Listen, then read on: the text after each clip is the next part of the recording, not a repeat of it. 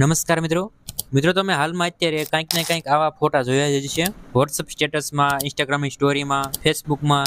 અત્યારે આ ટ્રેન્ડિંગમાં ફોટો છે. તમે પણ મિત્રો આવો ફોટો બનાવી શકો છો. માત્ર 10 થી 15 સેકન્ડમાં તમે આવો ફોટો બનાવી શકો છો.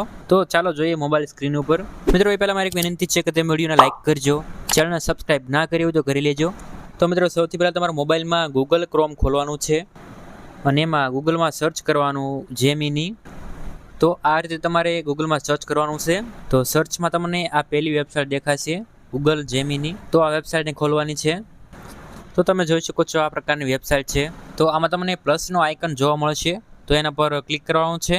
ત્યાર પછી આમાં તમને ફોટો અપલોડ કરવાના ઓપ્શન જોવા મળશે. તો જેમાંથી આપણે બીજો ઓપ્શન અપલોડ ફાઇલ, એના પર ક્લિક કરશું. ત્યાર પછી આમાંથી ફાઇલનો ઓપ્શન સિલેક્ટ કરવાનો છે.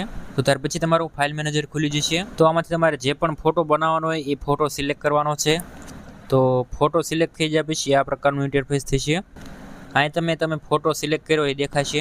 હવે આ જગ્યાએ તમારે અંગ્રેજીમાં એક મેસેજ લખવાનો છે, જેમ મેં લખ્યું છે એ રીતે તમારે લખવાનું છે. પણ મિત્રો તમને અંગ્રેજી તો ફાવતો નહીં હોય તો ચિંતા ન કરો, મને પણ નથી આવડતું. મેં પણ કોપી પેસ્ટ કર્યું છે.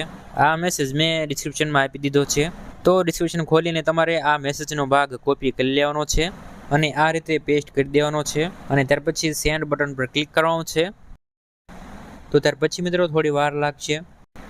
આ રીતે થોડી વાર પ્રોસેસિંગ થશે અને 10 થી 15 સેકન્ડમાં તમારો ફોટો તૈયાર થઈ જશે.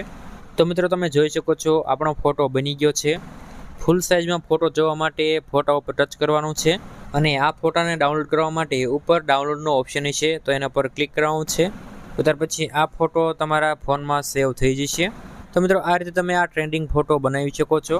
આ વિડીયો તમારા મિત્રોને મોકલજો, તમારા વોટ્સઅપ ગ્રુપમાં મોકલજો, જેથી એ લોકો પણ આવા ફોટા બનાવીને સ્ટેટસમાં મૂકી શકે. તો વિડીયોને લાઈક કરતા જજો.